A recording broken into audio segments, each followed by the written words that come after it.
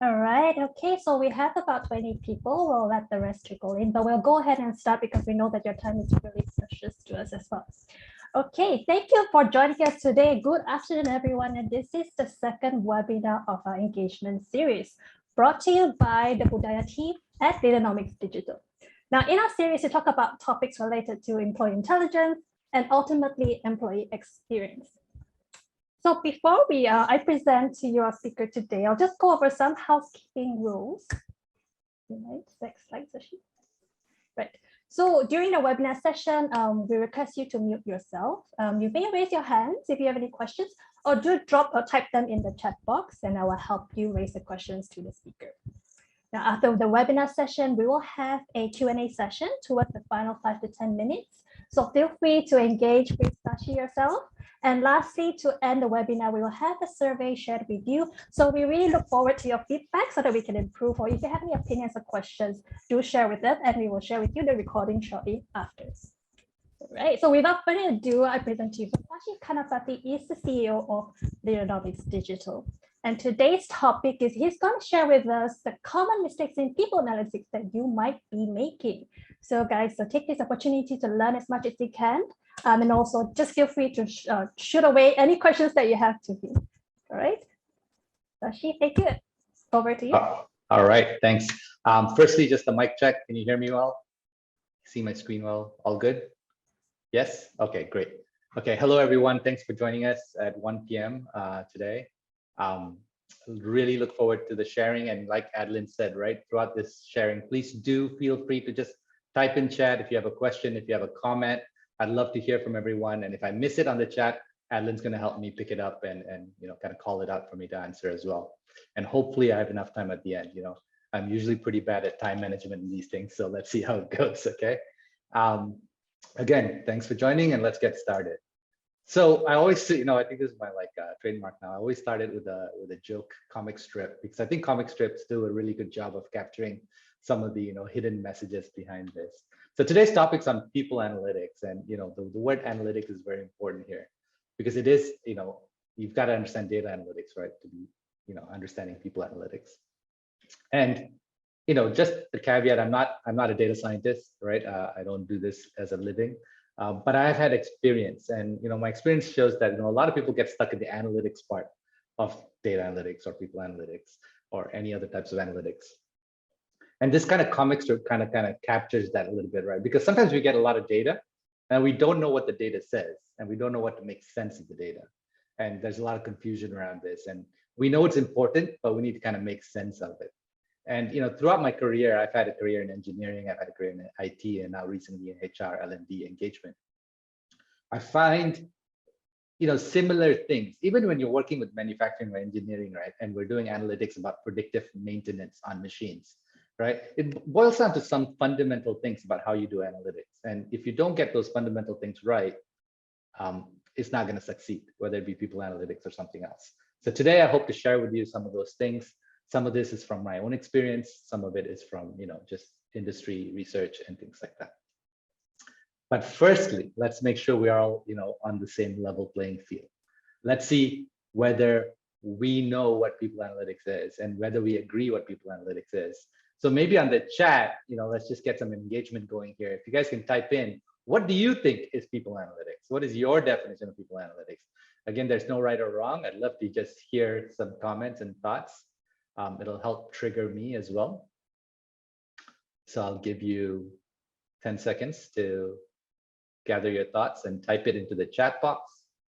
What is people analytics?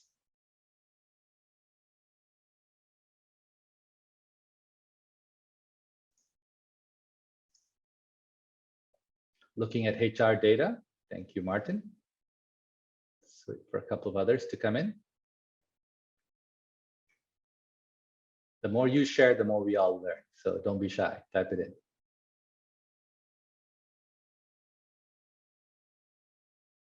Analysis on people's behavior. That's right. Thanks, Nancy. Use of data to see a trend. Yep, that's right. Thanks for that input. So you'll see a lot, it relates to data, relates to people behavior, it relates to HR data in particular, right? And then I like the word insights and information from data, I think regarding people, that's quite comprehensive. So let's start off with a textbook definition first, right? So people analytics is the practice of collecting and applying organizational, people, and talent data to improve critical business outcomes. This is from an organization called AIHR. So, leaving the textbook definition aside, it's basically, what I see on chat from Leiswan, which is, it's knowing what's going on regarding your people. But the very important aspect of this that I want to call out, which was I didn't see anyone mention, is that it's got to be related to business outcomes, right? If you're doing people analytics and it's not directly linked to how it's impacting the business, then there's no real point of doing it, right? Everything we do has got to be related to the business. So, for example, it's like knowing what is the turnover cost for an entry-level employee in your company as a percentage of their annual salary. How does it differ for a mid-level employee? How does it differ for a senior level employee? Now, how does losing someone affect the business in terms of time to replace, in terms of onboarding them to the new job? How does it impact the others in the team? Because now they have to take on more load while you replace the person. So understanding all this and maybe even planning for it, maybe even predicting it, even preparing upfront, what can you do ahead of time to prepare for this? So all this is part of people analytics. It's not just raw data. It's not just analysis of the data, but it's also how is it impacting the business and what can we do to help that along, right? Now, the other thing that I commonly get asked is people analytics the right word, right? If you read literature out there, you will see 3 different words interchangeably used. One is people analytics, the other one is HR analytics, and the other one's workforce analytics. I'm not sure if you've heard any other phrases, but if you have, please do type it in the chat. I'd love to know. But these are the 3 common phrases that we've heard out there. And maybe before I tell you why, we stick with the word people analytics, I'd like to hear from you. There's, again, no right or wrong. And Adeline, if you can launch the poll as to which of the 3 phrases do you prefer? Let's give it 10 seconds for you to vote on which of the 3 phrases do you prefer to describe what we just described. And we've got quite a few votes coming in. Very nice. 64% participation. Let's get that up to 75. Great. So we're there. And I see from the poll results that 70% of the people prefer people analytics. So, okay, so I did choose the right word. So that's good. And, workforce analytics was second and HR analytics is third. That's kind of actually how I see it as well. And let me just tell you my reasoning why, because I think traditionally it was always called HR analytics. And the reason why we don't use that phrase anymore is because it has always been something that was referred to when using a HRMS system. And when the HRMS system spit out some data, we called it HR analytics, right? So it was always limited to whatever the HRMS system gave us. So that phrase HR analytics came from that. So we kind of moved ahead. And then workforce analytics for me has a connotation of organizational development, and it's kind of limited in scope in that because workforce development kind of connotates that. So I like people analytics better just because it feels a little bit more open to all aspects of people, right, in the company. So that's what I prefer, people analytics, and apparently 70% of you also like people analytics better. Just to give you a little bit of extra information, looking at Google search in the last few years, the search for the word people analytics, the phrase people analytics, far outnumbers the search for the phrase workforce analytics. So just in Google trending, people analytics seems to be the more popular phrase to describe what we're talking about. So I'm also trying to influence the industry to say, okay, let's just stick to this one phrase from now on, right? Let's not use so many different words to describe the same thing. Let's just call it people analytics.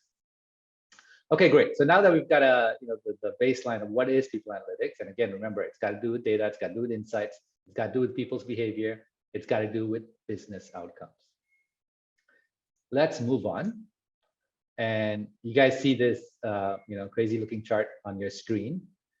Anybody know what this is? I mean, obviously it says it's a financial ratios, but do you know what you use this for? Why do we have all these crazy calculations going on? If you know, just type it in the chat.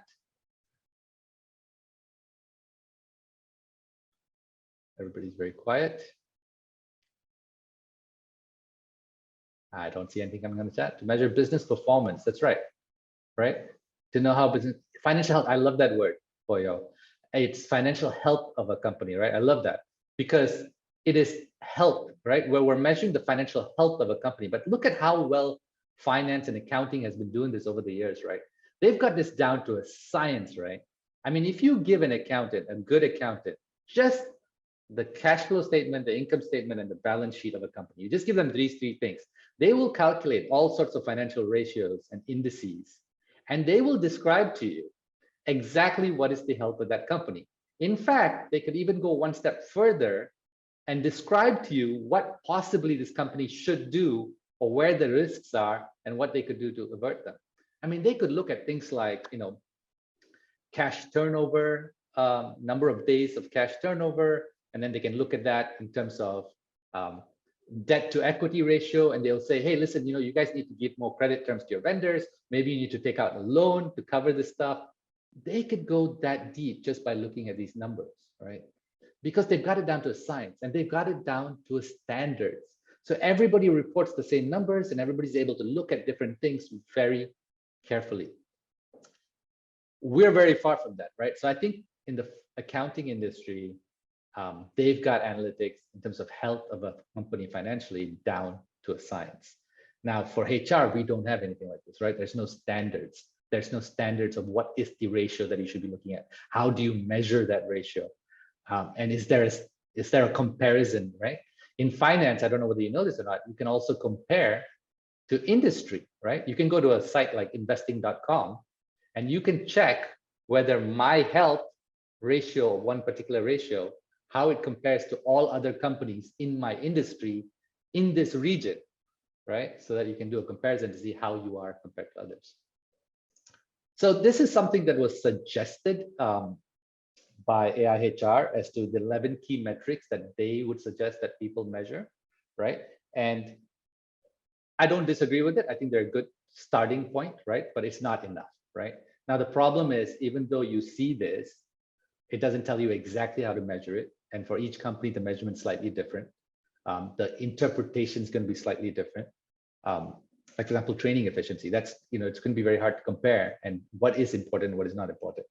So it's a good start. I think we need to kind of develop this over time. And I really hope in the next few years that, hopefully we can also participate in defining some of these standards and get closer to how well finance does, their health check. It'd be great to have a people analytics, health check. There's two that I know of that's well defined and well known. One is called ENPS, right? Employee NPS. How likely are they to recommend your place of work to a friend or colleague? That's quite well defined as to how to measure it and how to compare that across. And you can compare that across industries. The other one that I just found out about, which we are starting to use, is something from WHO, the World Health Organization. They measure something called the WHO5, which is a wellness index. So there's standard questions you have to ask, there's standard measures, and there's a standard, benchmark that you have to reach.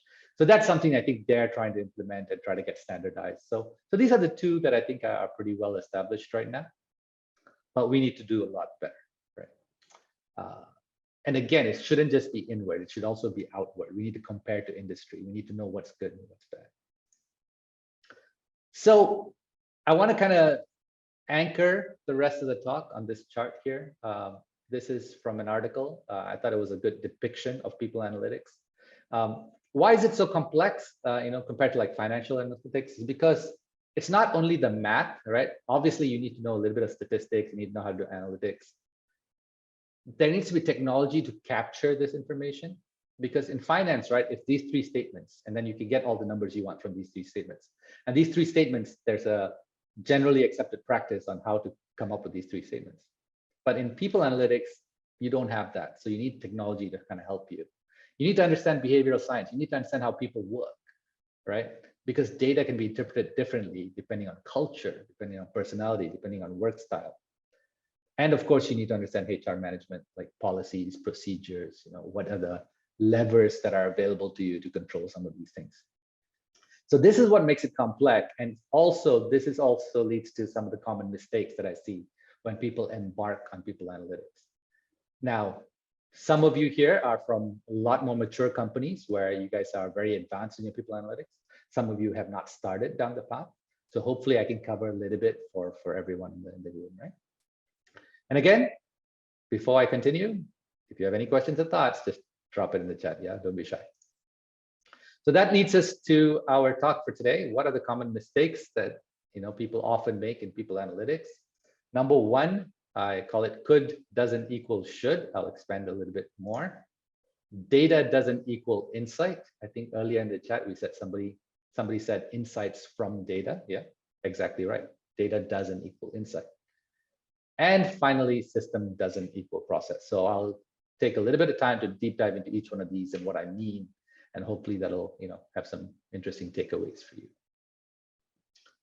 Everybody good so far? If you don't have any questions, can I see you type an N in the chat? Make sure that you're still with me. Can I see you type an N in the chat? There you go. I see a whole bunch of N's. Okay, great. You're still with me and you don't have any questions.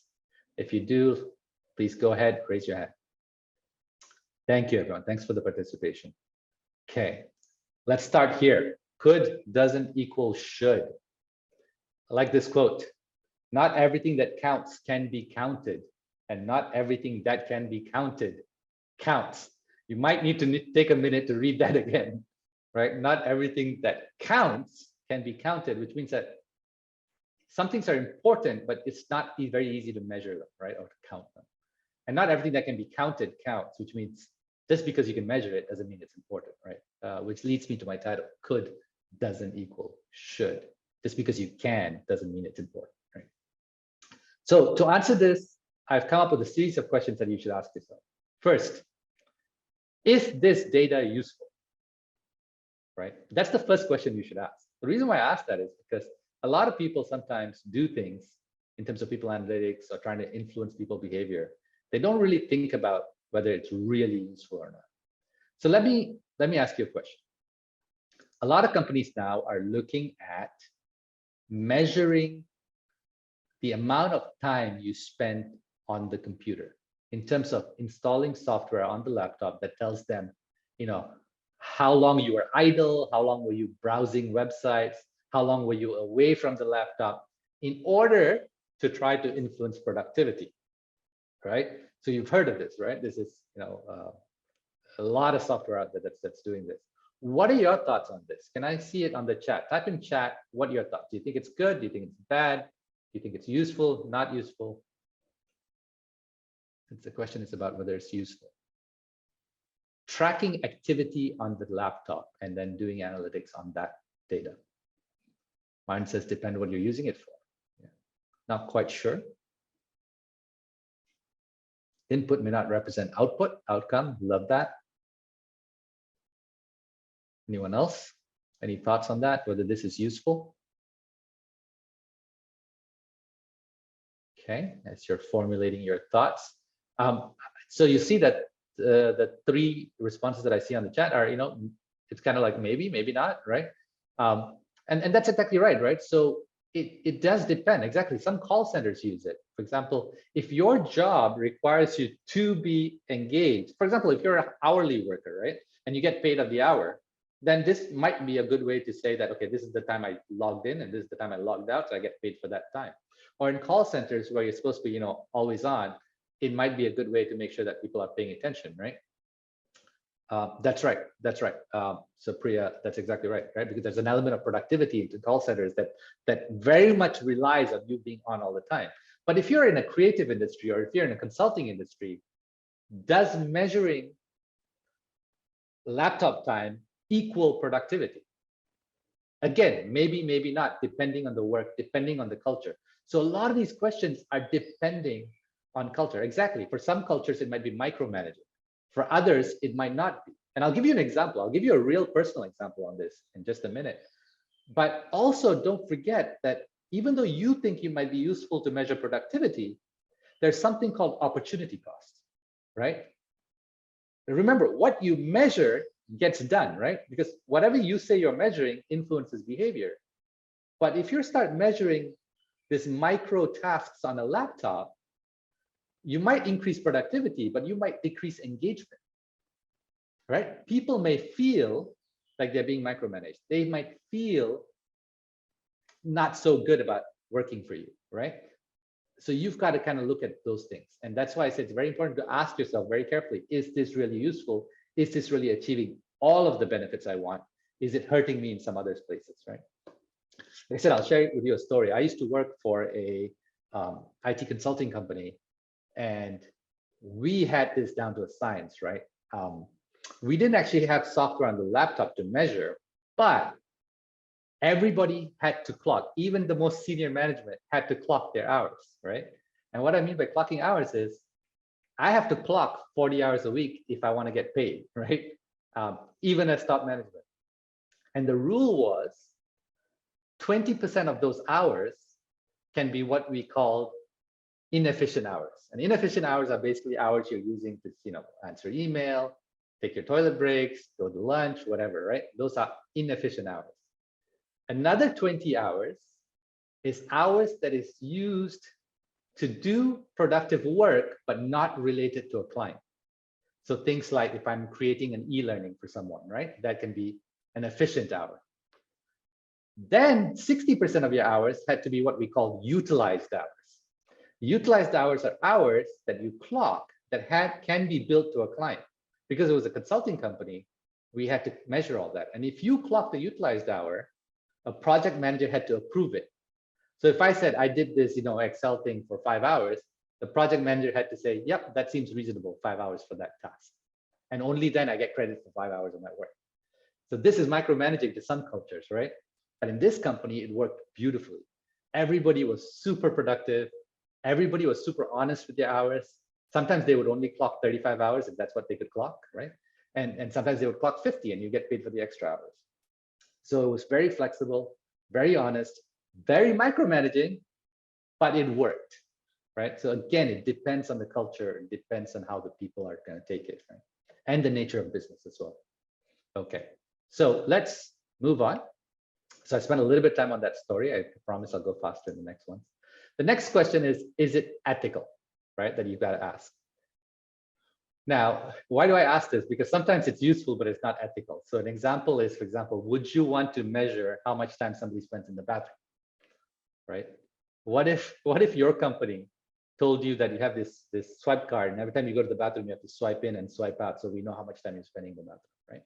Sounds silly to most people, I think, but it is implemented in a lot of companies. Some companies even, I mean, this is ridiculous, right? There's a company in Norway which gave women who are menstruating a bracelet so that they were allowed to spend more time in the restrooms than other people, right? Because they limited the amount of time they spend in the restroom. There are some companies who tilt their toilet seats because, if it's tilted, you're less likely to spend more time on the toilet, right? So there's a lot of things that people do in the name of improving people behavior and, like, for example, looking at data of toilet use. But is that really ethical? So you've got to kind of look at it.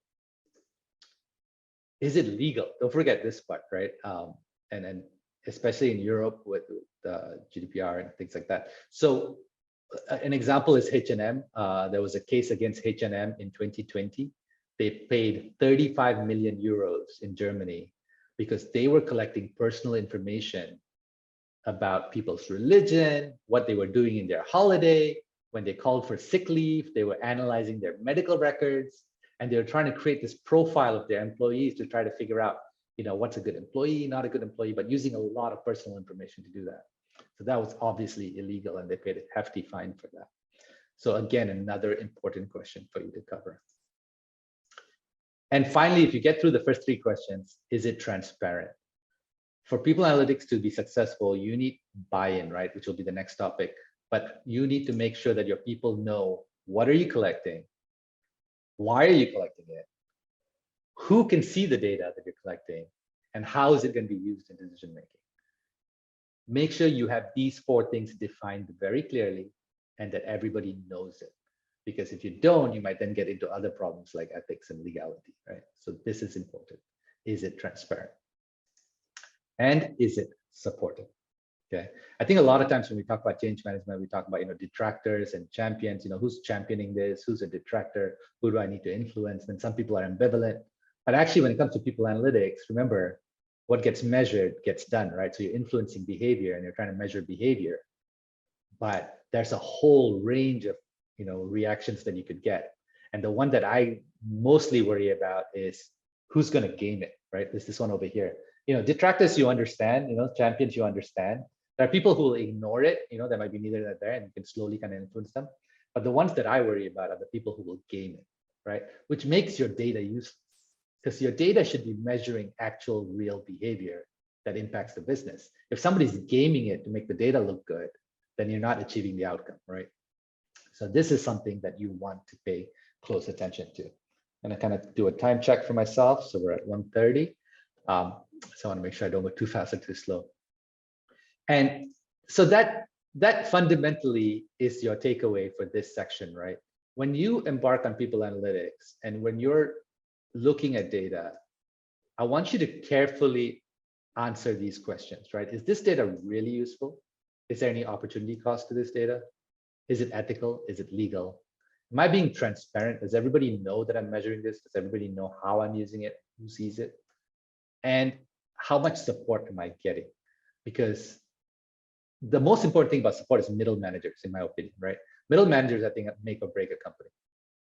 If middle managers support your analytics initiatives, they agree that this is a good way to measure, they agree that this will influence positive behavior, then they will make sure that everyone kind of does the right things.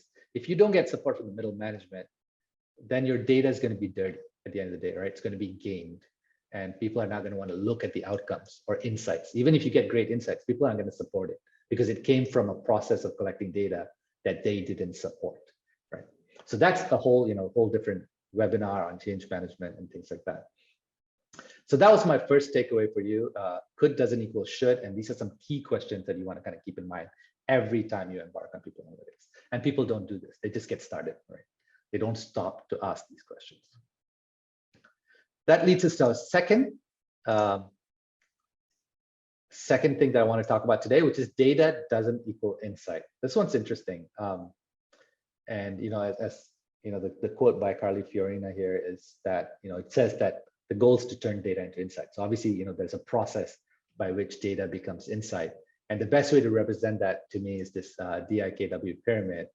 And there are different words for this, but I think this pyramid shows you that at each level, something needs to happen. There's a new value that's added until you get to the final one, which is wisdom.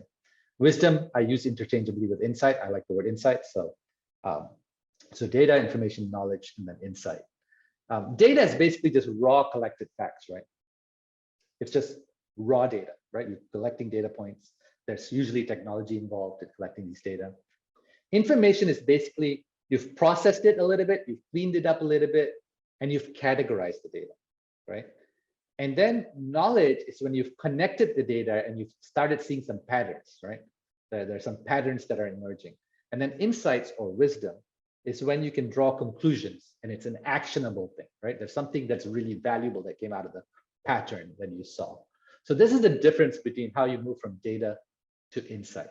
Now, why I say data doesn't equal insight is because there's a whole process that you have to go through to get from data to insight. And there's a lot of mistakes that people make going from data to insight. So I would like to run a second poll here to ask you, which do you think is the hardest level of this four? Data, information, knowledge, or insights. Which do you think is the hardest? The poll should have popped up on your screen. You can just answer. Hopefully you understood the differences between the four levels.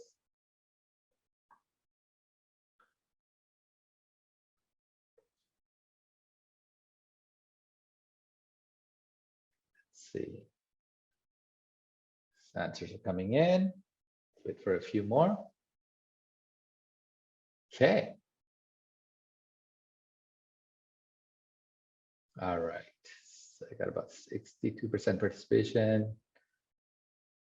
Okay, I'll stop there. So it looks like 64% of you think that insights is the hardest level to generate, and the least is maybe information. Oh, data information knowledge is pretty close, right? So everybody thinks that at the top of the pyramid is hardest. Interesting, very interesting. To be honest, I think the other way, right? I think that the insights is probably the easiest level, in my opinion, right? There's no right and wrong here. I think a lot of the mistakes happen in the information and knowledge stage, right? And the data stage. Because I think if you get data information knowledge correct, right, with a good understanding of people analytics, with a good understanding of human behavior or HR policies, you can generate insights. But if you get the bottom three wrong, I think the insights become very difficult. So that's my opinion, but you know, the audience here disagrees. But I think the point is that we need to be aware that this is a process and that there's a lot of mistakes that can happen. The first mistake that happens, I think, is, you know, garbage in, garbage out, right? If your data is garbage, then whatever you do in terms of information, knowledge, and insight is going to be garbage, right? And how is your data garbage? Well, first of all, if people are gaming it, then it's garbage, right? But there's no point analyzing and processing it because the input is garbage. So the key things to remember about data in is it complete, is it accurate, and is it timely? One of my pet peeves is when, you know, companies run employee engagement surveys. You know, I don't know how many of you run an annual employee engagement survey, but, you know, I've been in companies that run that, right? And you run it once a year, and then it takes you 2 to 3 months, 2 months to analyze it. And then it takes you another month to, you know, design some sort of campaign or activity to address the insights that you got. And then you run the campaign like 3 months later, right? So think about it, right? First of all, you ran a survey at a single point in time to represent a whole year of behavior, right? Is that really accurate? Okay. Secondly, you're going to run something. You ran the survey, and then you're going to run a campaign maybe 3 months after that to address the outcomes of the survey. So now 15 months have passed, right? And you're running something. Is that really timely? Is that even relevant anymore, right? Things have changed. In the last 3 months, things have changed in your business, and you're running something from past data. And even the past data may not be accurate because there's things like recency bias, right? So running once year employee engagement surveys, to me, just don't work. That's a classic case for me of garbage in, garbage out. And I'll give you an example of how that, you know, can play out in many different ways later in terms of bias, right? So one of the things I said is if you run a survey at a single point in time and you expect that to tell you the truth, you suffer from something called recency bias, right? Whatever happened that week is what people are going to respond to. They're not going to remember the whole year. They're just going to remember what happened last week, right? And that's a recency bias. That point in time data does not reflect the whole year. It actually reflects the last day, last week, maybe. Right, so that's an example of a bias. And here's another, you know, comic about bias: implicit bias. We all have biases within us, right? We tend to like things that are similar to us, right? Especially if some of you who are people managers, you'll see that, you know, if someone doesn't react in the same way that you would react, you think that, oh, I don't like that. But it takes a really experienced manager to think, okay, it's okay. Different people can be different and still achieve the same goals or outcomes, right? Implicit bias is real. And this affects a lot of other things when you do data collection, right? When you analyze the data, are you looking for data that reflects how you would think about it? There's a lot of bias that we need to worry about. And implicit bias is just one example. So here's a little word chart that I threw up. And I've hidden 7 different biases here. Implicit being one of it. So if you want to look at implicit, here's implicit right here. You see this? Hopefully you can see my mouse moving. This is the implicit bias over here. Can you find the other 6 biases that I've hidden in this chart? Let's type it on the chat. So this is for you to kind of wake up. Recall, great. Oh yeah, you got the anchoring, nice. We've got 3 on the table. Recall, anchoring, and implicit. There's 4 more. Let's see how sharp your eyes are this Tuesday. Cause effect, nice. That was a hard one because it's a 2-word one. Selection, 1, 2, 3, 4, 5. We got 2 more. 2 more out there. Framing, nice. We got 1 more, I think. Yeah, we got 1 more. Who's gonna get the last one? We should have gifts to give out to people who answer correctly. Next time, we didn't prepare it this time. One more, guys. Starts with an S. Probably the harder one.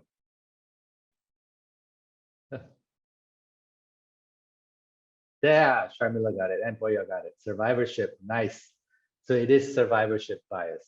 That's the last one. So the 7 biases are implicit, framing, anchoring, selection, cause effect, survivorship, and recall. And this is where it is, just in case you think I'm lying about it. So these are, I'm just giving you a sampling of different types of biases, right? There's a ton of biases out there. That would be a whole different webinar, actually, where we could talk about every single bias and how it could possibly affect you. But what I wanted to kind of give you as a takeaway is that when you analyze data, always ask yourself, what kind of biases am I introducing into this process here? And the bias can be at the data level, it can be the analysis level as well. And so to kind of drive things home, I want to kind of give you one of my favorite examples. I'm going to give you 2 examples of bias. And my favorite example, which I use a lot internally, is this chart over here. So here's a chart that says that as ice cream consumption goes up, so do shark attacks, all right? And this is a real chart with real numbers, right? They have shown that as ice cream consumption goes up, shark attacks go up. So then the conclusion is that if you eat more ice cream, you're at a higher risk of a shark attack, right? Makes complete sense? Yes? No? Right? Now, this is an example of a cause effect bias, because even though this chart shows perfect correlation, we know that correlation does not mean causation.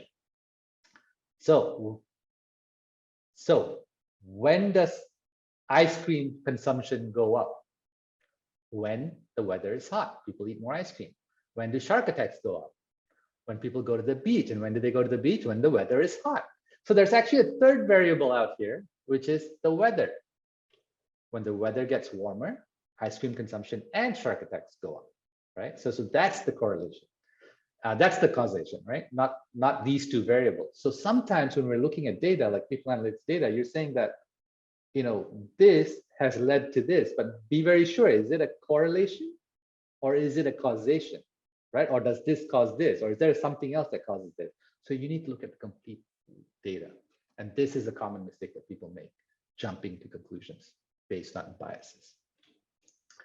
The next bias, which is the word I think that people struggle to find, was survivorship. This is an example of a survivorship bias. It's a nice story, so bear with me as I share with you the story. In World War II, a lot of British planes were getting shot down in Germany. And so the engineers said, listen, we need to reinforce the plane so that they survive and come back, right? So we need to add more metal plates to protect against bullet shots. And so they said, but metal is heavy, so we can't put it everywhere. We need to just put it in the right places to protect the plane. So they got somebody to analyze where would they put the additional metal to protect the planes. And what the scientists did, where they looked at all the planes that came back, and they mapped out where all the bullet holes were on the plane. So these are the places where planes were getting shot, and this is what it looked like. And therefore, the engineers started putting metal plates where all the red concentrations were, right? Thinking that this will now protect these planes additionally, and we'll get more planes back. What is the problem with this analysis? Okay, the problem with this analysis is you are only looking at the planes that came back. What about the planes that didn't come back? Maybe the planes that didn't come back got shot in all these white areas, and that's why they didn't come back. Maybe getting shot in these red dot areas is perfectly fine for the plane, right? So maybe you should be putting the metal plates where there's no red dot. So this is called a survivorship bias. And when it comes to surveys, we see this a lot.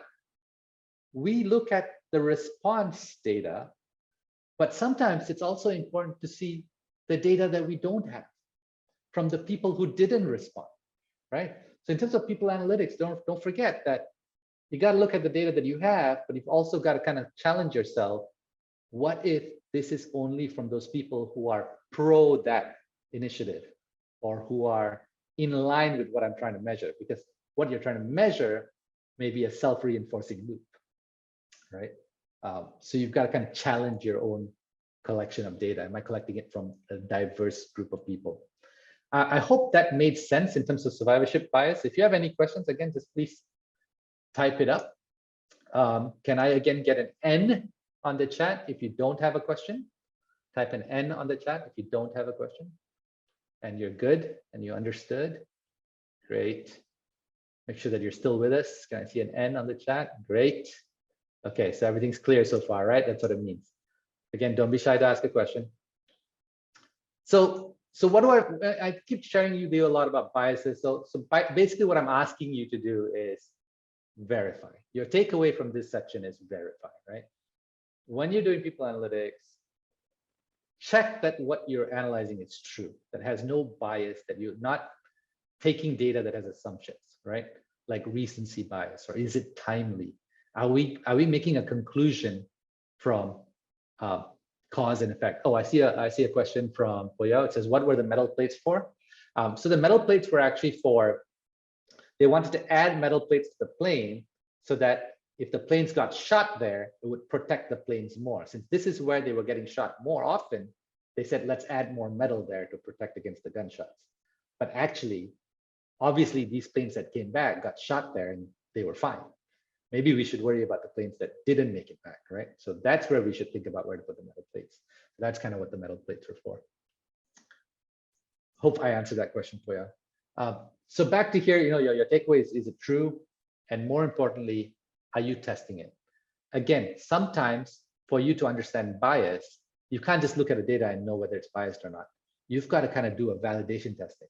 And this is where you do things like focus groups, where you do things like manager observations, where you do exit interviews. There's a lot of things that you can do to validate the data, because it's hard sometimes to catch your own bias in the systems and in the processes that you have. For example, does employee participation equal employee engagement? Maybe. Does employee happiness equal employee engagement? I know that employee unhappiness equals employee disengagement, but is the opposite true, or is it just an indicator?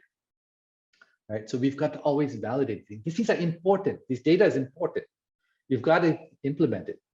But if you don't have a process of validating or testing, then you're getting yourself into trouble. You're taking a risk because you're going to analyze data that might have bias or might be garbage.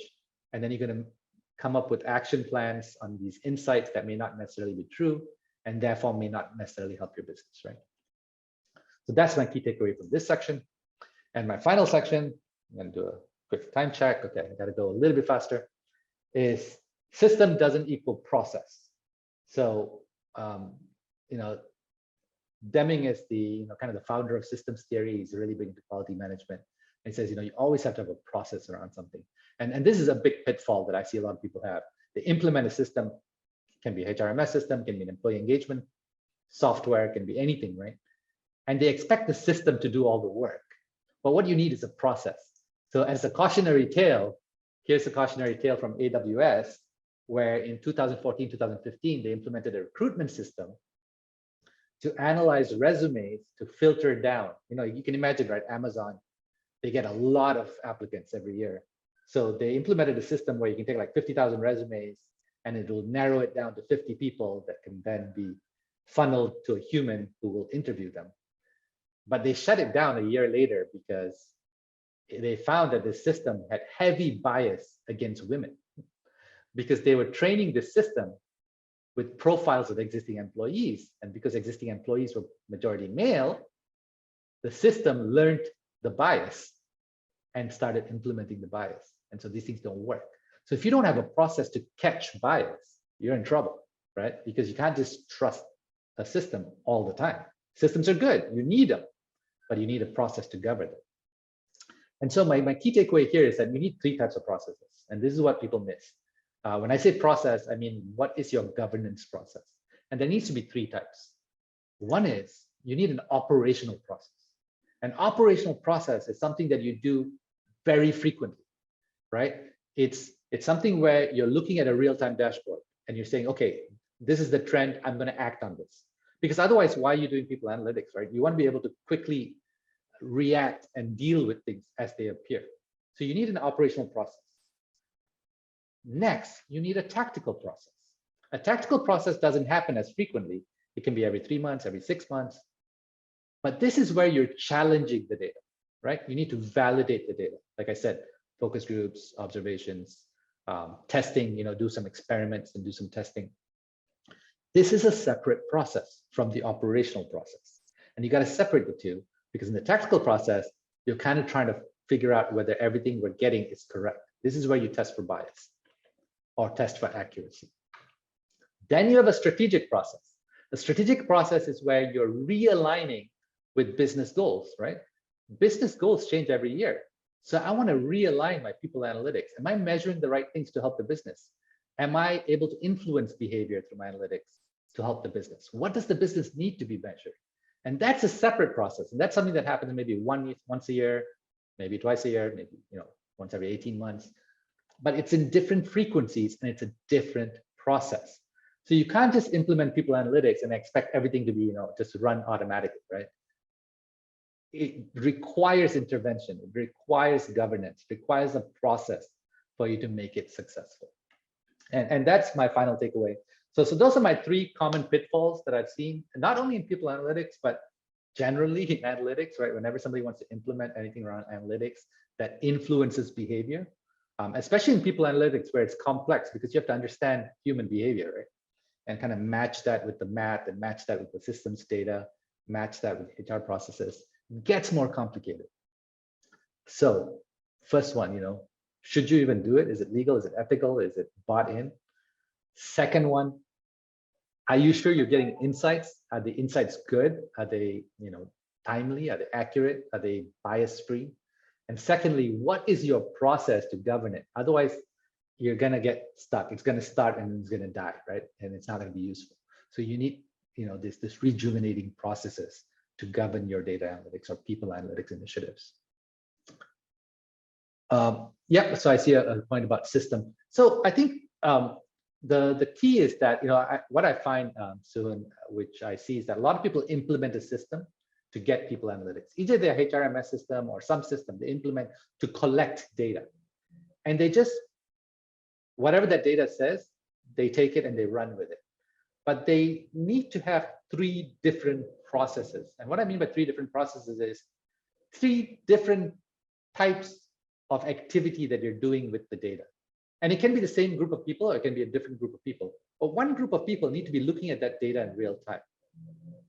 The second activity that you need to schedule in is to validate the data, to make sure that your collection systems, whatever systems are collecting the data for you, that the data is valid, right? And you don't have to do that very often, but you should have a process in place to do it. And then the third type of activity that you need to schedule in is to make sure that the data that you're collecting is still valid for the business. Or maybe we should create a different kind of data. Maybe we should implement a different kind of system, right? So those are the 3 different processes. When I say system, I mean your data collection systems. How are you collecting data? That's not enough. Just because you have a system doesn't mean it's going to succeed. You need processes to help the system succeed, right? Hopefully I was a little bit more clear soon, and happy to take that offline as well.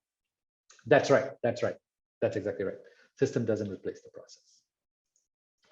And I want to give a little bit of time for Q&A, so I'll try to wrap it up in the last 3 minutes. This is a statistic that I got from Deloitte 2021, right? Only 3% said they had information needed to make sound people decisions.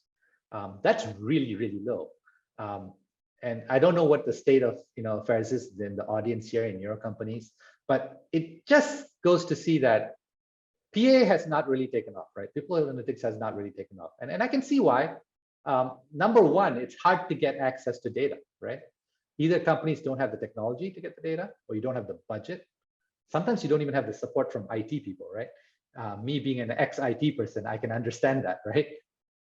Exactly, it's very manual with Google Forms and Excel. There's just not enough information, not enough data.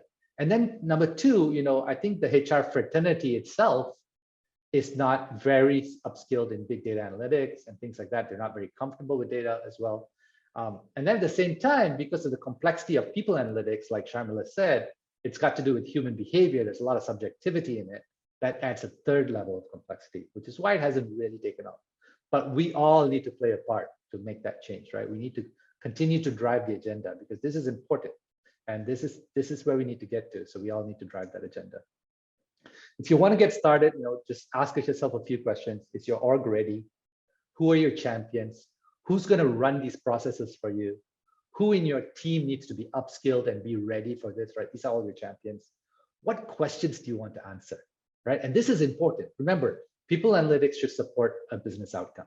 So first thing I want you to think about is what question would you like to answer first? Here's some samples of questions that I could think of that you might want to attack first. So don't try to, go big bang. I'm going to implement this huge, big people analytics system and it's all going to be great. No, it's not, right? Try to pick one question that you think will help your business the most and try to figure out what data do I need to support this? How can I implement my systems, my processes? How can I validate these? How can I ensure that it's good quality data and not garbage, right? So these are some questions that I want you to think about. Which one of these is the most important to me? Then that's where you start. So let's get a quick, my final poll, I promise, as to, in your company, which one of these is the most important to you? Which question would you like to be tackled first? Let's see what you guys respond. Should see the poll in front of you. Please go ahead and answer. I'll wait till about 50% have responded. I think these are some of the key questions that you might want to focus on in a company. And maybe there are others. If there are others, please, if I missed it, please do type it in the chat.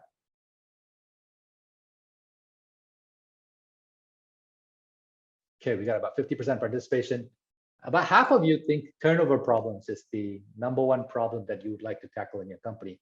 Makes sense, right? I think that's a huge problem in the last year or two that has emerged. Next is improved productivity and performance, and then the next was strategic workforce development. Thank you for sharing that. But I hope it helps you just think about it, right? So let me have a question in mind that I want to answer. And everything you do is directed at answering that question. What kind of data do I need? What kind of systems do I need? What kind of processes do I need? Who needs to champion this? How am I going to review this? What are my actions I'm going to take once I figure it out? All anchored on one question. Get started on that. Then add another question. Then add to your people analytics capability that way, right? And I see that there's a question from Anonymous. And the question is, and I'll save that question till the end because I think I'm almost at the end of my slide. So this is my final slide anyway. So I'll leave you with a quote. Information is the oil of the 21st century, and analytics is the combustion engine. And people analytics and HR needs to be the driver of the car, right? To drive this engine around and make it go in the direction that you want to go. Like I said, aligned to business outcomes. That's the end of my slide. So I'm going to take one question that came in as an anonymous. Is there a healthy time frame to go from data to information to knowledge to wisdom in a pyramid, or in any people analytics for that matter? There's no healthy time frame. I think what you want to do is to make sure that you spend as much time as necessary in each level so that you're comfortable, right? It highly depends on the complexity of your organization, the size of your organization, how much support you're getting. Sometimes you just need to spend a lot of time on just gathering data and make sure that it's clean and that people are supporting the collection of data. Sometimes you spend a lot of time there. In my opinion, like I said, the audience here disagreed. They said the insights took the most time. In my opinion, the bottom two layers take the most amount of time, right? Once you get clean data and you see patterns in the data, I think the insights can emerge quite quickly. But making sure that that bottom part of the pyramid is solid and it's, like I said, complete, accurate, and timely can take time. There's no time frame benchmark, unfortunately, right? Like I said, if you anchor on a question, it's easier. That way you're only focused on that subset of data that's going to help you answer that question. I see another question here. Since the pandemic, there have been quite a number of systems, especially in engagement, pop up in Malaysia. Is it a useful investment? What's the value add? So Martin, I'm going to answer in a very biased way because we also offer an employee engagement app. So take my answer with a grain of salt. I say yes, right? because honestly, I think one of the key things about employee engagement software, not just ours, but everything out there, is micropulse surveys. And micropulse surveys are a way, way better way to get data than doing employee engagement surveys that are annual or biannual. Yeah, thanks, Sharmila. Thanks for joining. And that's one. Number two, your engagement software must influence behavior, right? So what you measure gets done. Remember that, right? So there are many ways to do it. You can do this manually as well, right? You can do a lot of things manually. You don't need systems. But what systems help you do is scale it so that you can do more value add work, like gaining insights from data instead of collecting data. You don't want to do a lot of the collecting data manually, right? And the systems can do some of the statistical analysis for you so that you're not spending time a lot for that. But yes, I do strongly believe in software to help you on this journey. Employee engagement software, I think is very useful. Not for every company. Not every company is ready for it. But if the company is ready for it, I think it's extremely useful. And there's another question from Anonymous. Okay. Anonymous asks, who generally should be in the PA team? Great question. I think number one, if you're looking at the operational level, right, it needs to be HR first, right? And then senior management needs to have visibility into that results of the operational level, right? At the tactical level, I think you need to have HR and managers and middle management involved in validating that kind of process. And then at the strategic level, again, HR and senior management to make sure that you're aligned. So, I'm a strong believer that HR is not just the HR department's job. HR is the manager's job as well, right? So please involve middle managers in a lot of things that you do around people analytics. Number one, I think it should be just as important to them as it is to the HR department. Number two, they are key to success, right? Middle managers. Most welcome. And most welcome, see you, Priya. Poyo, do you have a guidelines to what type of information from an employee survey should be shared with employees versus management HOCs? Poyo, this is a culture question, right? If you ask me, if I was running a company, I would say all, absolutely all. Anonymized, right? Not personal, not named responses, but anonymized responses, aggregated responses should be shared. I'll tell you why. I'll tell you a very, very important reason why. Right? Whether you feel comfortable or not, whether it reveals something negative or not, whether, you can then, in order to hide that, you can kind of aggregate it, right? If your teams are 5-people teams and you know that if you share this data, people will know which team it is, then aggregate it to larger teams so that we kind of look at departments instead of teams. But here's the number one reason why you should share. Why would people give you data, share their thoughts with you, if they don't think you're going to do something useful with it, right? So here's the problem. We want people to tell us the truth, but then we're not willing to share the truth back with them. And that reinforces the behavior that they won't then tell us the truth. And this kills people analytics. When people game the system, it kills people analytics. So if you want people to share their true thoughts, which is actually the purpose of people analytics, I want to know what's really going on. Even if it's bad news, I want to know it. It's better to know bad news than to not know, because not knowing is going to hurt you anyway, and you just don't know why. But at least now you know and you can do something about it. But if you want people to tell you and be truthful with you, they expect you to be truthful back with them. So they would like to see the results.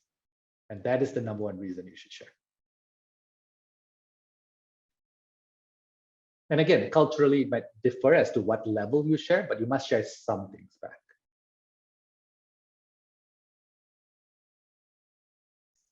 Okay. There are no more questions. All right. Over to you, Adeline. All right. Thank you so much, Sashe. Thank you so much, everybody, for attending. So I have dropped the link for the survey. So do share your feedback. If you're still processing all the information, if you have any questions that comes to your mind, do share it with us. You can either drop it in the survey form, or we have our email address over the next slide. We can share with you. Yep. budaya@leaderonomics.com. Okay. do drop us any queries that you have. And if you'd like to understand more about Budaya, employee intelligence solution, about people insights, you can also find out more at our website at budaya.app. Yeah, Thank I'd you love for to joining answer us. any. Yeah. I'd love to answer any and all questions you have around this. I'd love to talk to you about it. So if you have any questions that I haven't answered, or I haven't had time to answer, please do send us the question, and I'll make sure I personally reply to your questions. Right. Thank you all. That will be that. That's all for today's session. Hope to see you again in the next webinar. We will also send you an EDM about it. So see you guys soon and have a good afternoon ahead. Thank you, everyone.